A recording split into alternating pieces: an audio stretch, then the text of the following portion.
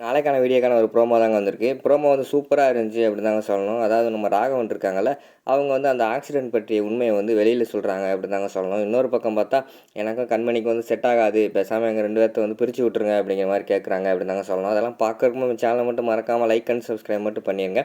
First எடுத்தவொடனே அவங்க அப்பா வராருல, ராமச்சந்திரன் வந்து பார்த்துட்டாரு.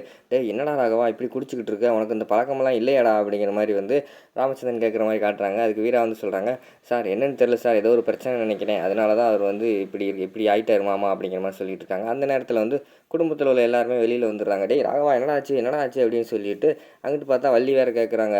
"அத்தை எனக்கு வாழவே பிடிக்கல அத்தை. என்னைய வந்து கண்மணிக்கு பிடிக்கல அத்தை" அப்படிங்கிற மாரி சொல்லிட்டு இருக்காங்க. உடனே ராமச்சந்திரன் கேட்குறாங்க, "ஏய் என்னடா ஆச்சு? உண்மைய சொல்றா" அப்படிங்கிற மாரி சொல்லிட்டு இருக்காங்க.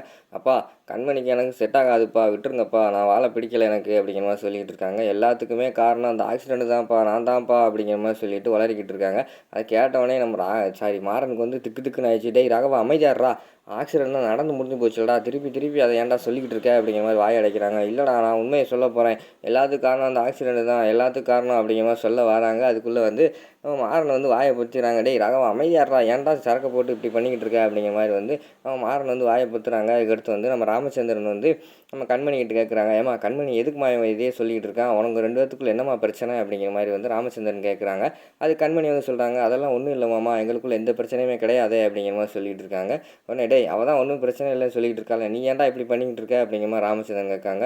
"இல்லப்பா கண்மணிக்கு என் கூட வாழ பிடிக்கல.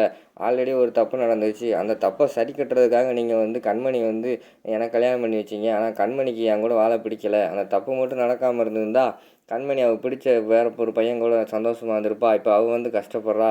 எனக்கும் வாழ பிடிக்கல. எனக்கும் வாழ்றது நரகமா இருக்குப்பா. நான் சாக போறேன்ப்பா" அப்படிங்கிற மாரி சொல்லிட்டு, அந்த இடத்துல போதைய போட்டு கத்திக்கிட்டு இருக்கிற மாரி காட்டிக்கிட்டு இருக்காங்க. இதெல்லாம் கேட்டுட்டு எல்லாருமே அந்த இடத்துல அதிர்ச்சியா நின்னுகிட்டு இருக்கிற மாரி காட்டிக்கிட்டு இருக்காங்க. அதோட பார்த்தீங்கன்னா, அந்த ப்ரோமோ வந்து முடிச்சிடுறாங்க.